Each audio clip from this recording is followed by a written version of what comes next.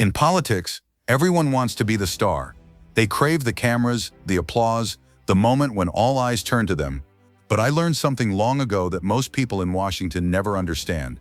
The real power isn't in the spotlight, it's in the shadows. And the shadows, that's where I live. My name doesn't trend on social media. My face doesn't appear on cable news every night. When journalists write about the Trump White House, they rarely mention me first. But here's what they don't tell you. Every major decision, every executive order, every strategic move that shapes this administration, it passes through my hands before it reaches the president's desk. They call me the Ice Maiden. They say I don't show emotion. They say I'm cold, calculating, impossible to read. What they don't understand is that in this city, emotions are weapons that get used against you. So I learned to never give anyone ammunition. But there's something I've never told anyone. Something that happened in the early months of 2025 that almost destroyed everything I built. A war that was fought in whispers, in closed-door meetings, in late-night phone calls that no journalist ever reported. A war with Stephen Miller. And what I'm about to tell you, it changes everything you think you know about this White House. Let me take you back to January 20th, Inauguration Day. The ceremonies were over. The crowds had dispersed. And inside the West Wing, a different kind of ceremony was beginning. The silent positioning of power that determines who really runs the government. I walked through those marble corridors knowing exactly what I had built. For years I had operated in the background, engineering victories that others took credit for. I ran Ron DeSantis's gubernatorial campaigns. I orchestrated Trump's 2024 comeback when everyone said it was impossible. And now, I was chief of staff, the first woman to ever hold this position in a Republican White House. But as I settled into my office that evening, I noticed something. A stack of executive orders on my desk. Dozens of them. Immigration orders, border emergency declarations, policies that would reshape the country overnight. And at the bottom of each page, a familiar signature had already approved them, Stephen Miller. I remember staring at those documents, feeling something I rarely feel. Not anger. Anger is too obvious. Something colder, something more calculated. He had moved before I even sat down. The question was, did he do it because he was eager or because he was testing me? Before I tell you what happened next, you need to understand something about me, something I've never shared publicly. I wasn't always the Ice Maiden. There was a time, decades ago, when I believed in the system, when I thought that hard work and good ideas would be enough, when I trusted people. That changed on a single night in 19. I was working on a campaign in Florida, a gubernatorial race. I had poured everything into it, 18-hour days, weekends, holidays. I believed in the candidate. I believed we were going to win. 2 weeks before the election, I discovered that 3 people on our own team were feeding information to the opposition. People I had trusted, people I had mentored, people who smiled at me every morning while secretly working to destroy everything I built. We lost that race by 4 points. I remember sitting alone in the campaign office after everyone left, surrounded by empty coffee cups and abandoned yard signs, asking myself a single question: how did I not see it? The answer was simple. I didn't see it because I wasn't looking. I had been focused on the work, on the strategy, on the candidate.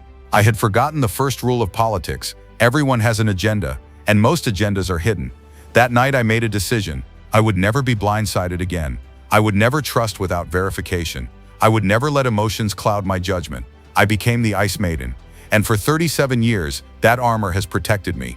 Until Stephen Miller. To understand what happened next, you need to understand Stephen Miller.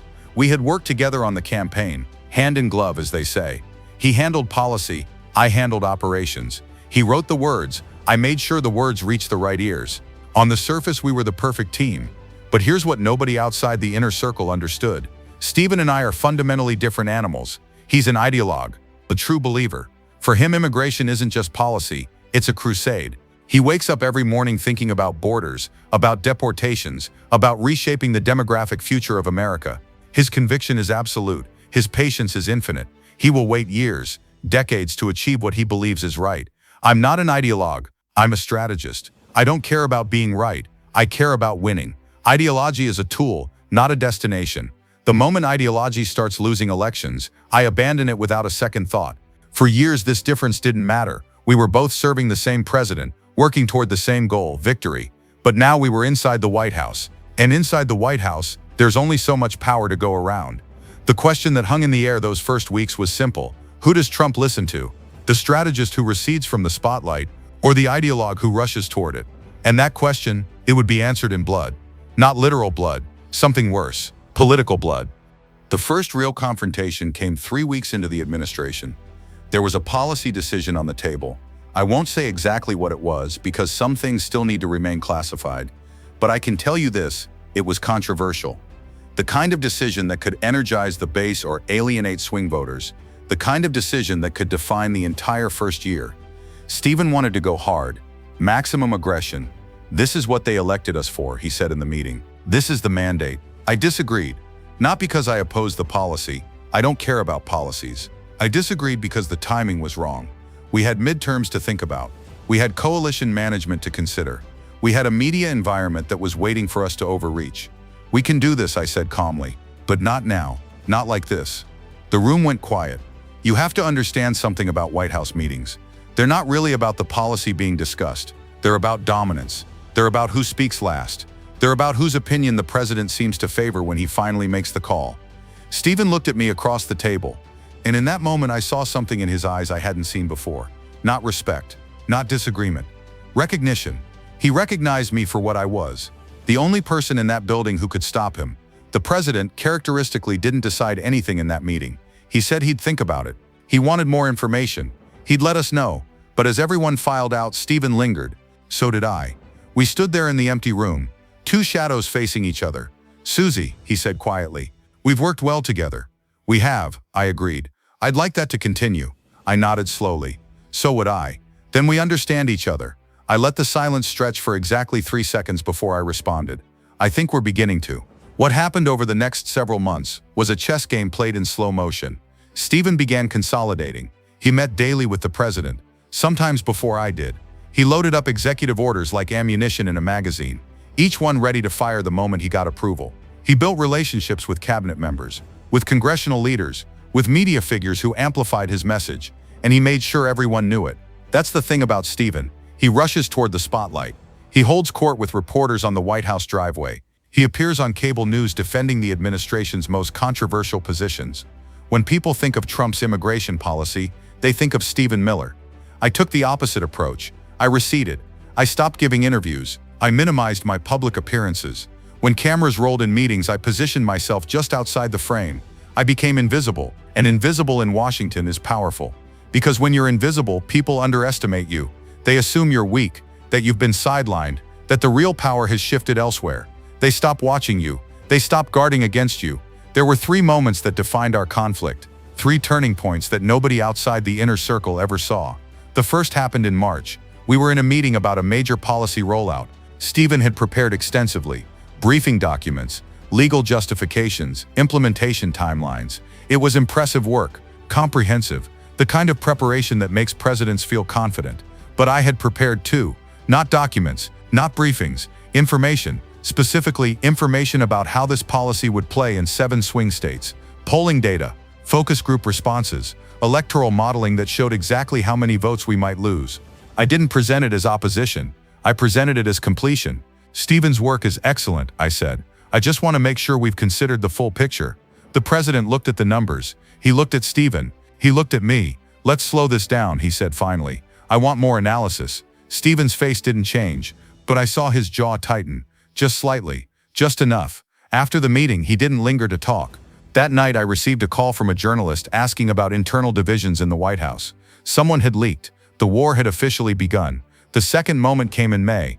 By this point, the dynamic had crystallized. Stephen controlled policy.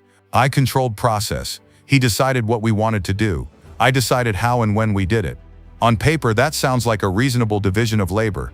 In practice, it meant constant friction. Because how and when often determine whether what actually happens.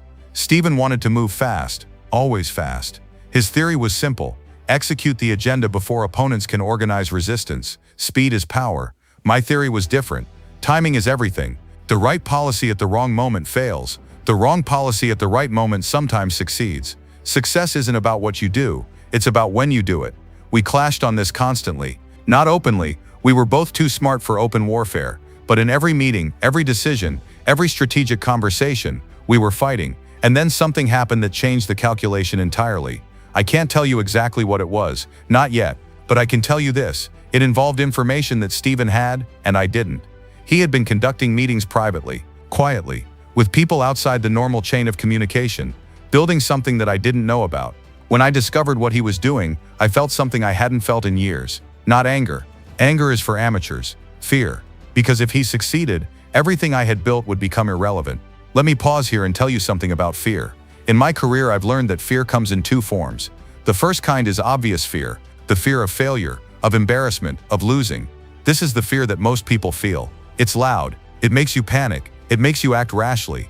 I eliminated this fear from my life decades ago. You can't survive in politics if you're afraid of losing. You have to accept that loss is possible, even likely, and operate anyway.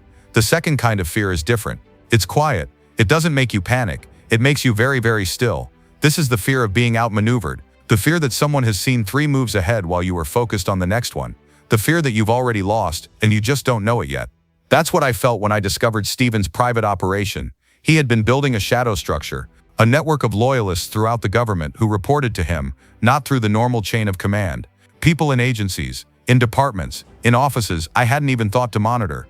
His goal, I realized, wasn't to fight me directly. That would be too obvious, too risky. His goal was to make me irrelevant. If he controlled enough of the government's apparatus, it wouldn't matter what I recommended to the president. The policies would be implemented his way regardless. The machinery would obey him, not me. It was brilliant. It was patient. It was exactly what I would have done. And it was almost complete. I need to tell you about the night I discovered the full extent of Stephen's network. It was a Thursday, late. The West Wing was nearly empty. Just the night staff and a few workaholics scattered through the offices. I had stayed late to review briefing materials for the following day.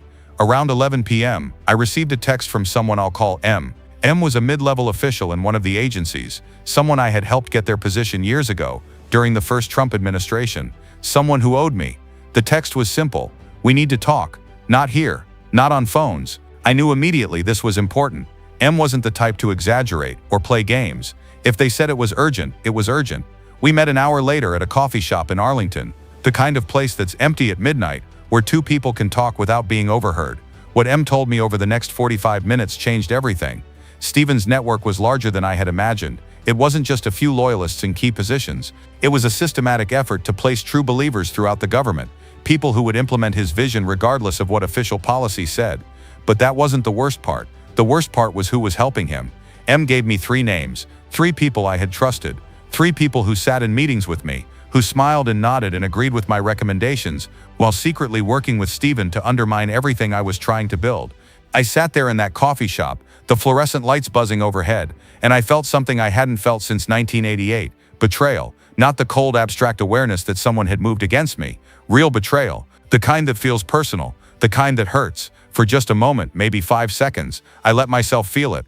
The anger. The disappointment. The wounded pride of someone who thought they were too smart to be fooled. Then I put it away. Because emotions are weapons that get used against you, and I had work to do. The third moment, the decisive one, came in late summer. I had spent weeks preparing, not openly, invisibly, the same way I always operate. I had identified the key nodes in Stephen's network, the people who made his shadow structure function, and one by one, I had begun conversations. Not threats. I don't threaten. Threats create enemies, and enemies cause problems.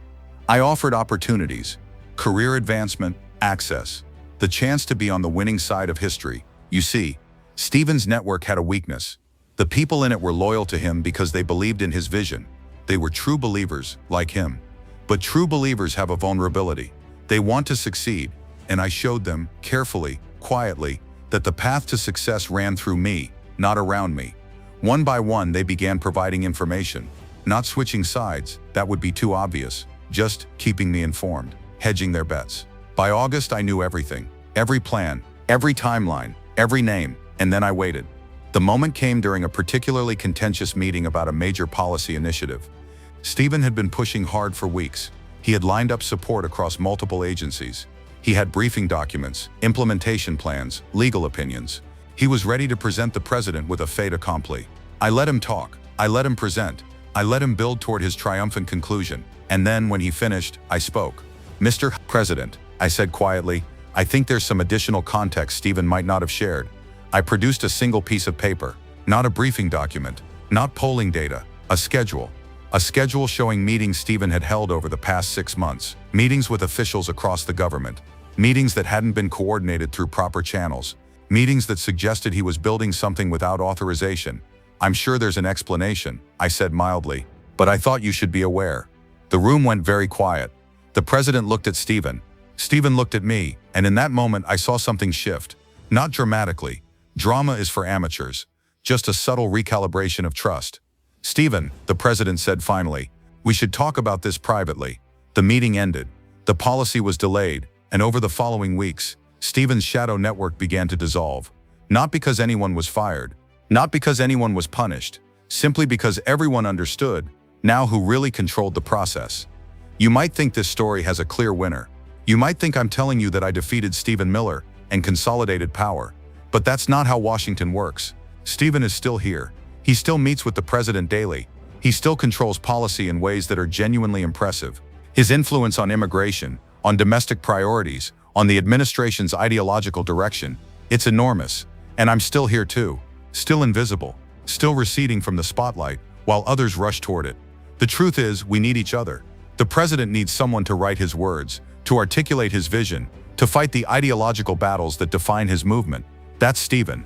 And the president needs someone to manage the chaos, to control the process, to make sure the machinery of government actually functions. That's me. We're not friends. We're not enemies. We're something more complicated. Two shadows serving the same sun, each trying to position ourselves so our shadow falls where it matters most. There's something else that happened after that confrontation. Something I've never told anyone. A week after the meeting, Stephen came to my office, alone, unannounced. It was late evening, and most of the staff had gone home. He stood in my doorway for a moment, his face unreadable. Then he walked in and sat down across from my desk. We didn't speak for nearly a minute, just two people who understood each other completely, sitting in silence. Finally, he said, "That was well played." I didn't respond. I've learned that silence is often the most powerful statement. "I underestimated you," he continued. "I won't make that mistake again." I let another moment pass. Then I said, "Stephen, I don't want to destroy you. I don't want to destroy anyone. I want to win elections. I want this president to succeed. That's all I've ever wanted." He nodded slowly. "And I want to change this country, fundamentally, permanently. That's all I've ever wanted." "Then we have a choice," I said. "We can keep fighting each other, or we can find a way to both get what we want." He considered this. I could see him calculating, weighing options, running scenarios. That's what makes Stephen dangerous. He's always thinking, always planning. "What are you proposing?" he asked. "A truce. Not friendship. Not trust. Just understanding. You handle the vision. I handle the execution. We stay out of each other's territory. And if our territories overlap," I smiled slightly, "then we talk, like adults, before it becomes a problem." He stood up, walked to the door, paused with his hand on the frame. "This doesn't mean I trust you," he said. "I wouldn't expect you to. I don't trust you either." For the first time in months, I saw something like respect in his eyes. "Good," he said. "Trust is for people who can't see the board clearly." And then he was gone. People ask me sometimes how I survive in this world, how I've lasted so long while others have been destroyed, how I managed to stay invisible while still wielding power. The answer is simpler than they expect. I don't need the fame. I don't need the credit. I don't need people to know my name or recognize my face or write articles about my brilliance. The only thing I need is influence. And influence in Washington comes not from being seen, but from being indispensable. Stephen Miller will always be more famous than me. He'll always be the face of the administration's most controversial policies. When historians write about this era, his name will appear far more often than mine. But in the meetings that matter, in the decisions that shape the future, in the quiet moments when the president asks, "What should we do?" that's when my voice matters.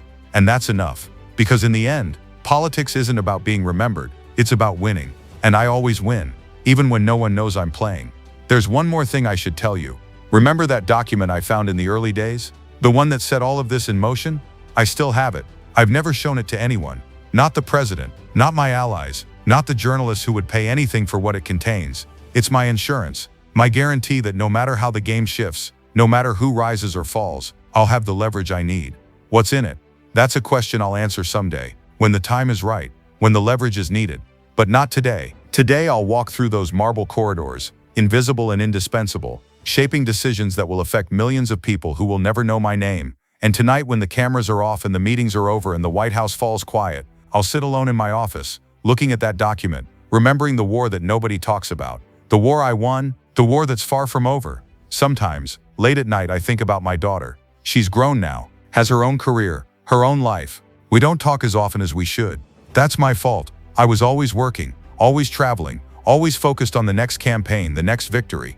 She asked me once, years ago, why I do this, why I sacrifice so much for people who will never appreciate it, for causes that will be forgotten, for victories that only lead to more battles. I didn't have a good answer then. I'm not sure I have one now, but I know this. Some people are built for normal lives, families, vacations, retirement plans, quiet evenings at home. I'm not one of those people. I'm built for this, for the war, for the shadows, for the endless game of power and positioning and survival. It's not a choice anymore. It's who I am. And when I finally leave this world, not soon, I hope, but eventually, I won't be remembered by most people. My name won't be in the history books. My face won't be on commemorative stamps. But the decisions I shaped, the elections I won, the course of this country that I helped determine, that will last. And maybe that's enough. Maybe that's the only kind of immortality that matters. They call me the Ice Maiden because I don't let emotions dictate strategy. But sometimes, late at night, I let myself feel one thing: satisfaction. Not because I'm powerful, not because I've survived, because I've proven something that Washington never wanted to admit. The real power isn't in the spotlight, and the shadows belong to me.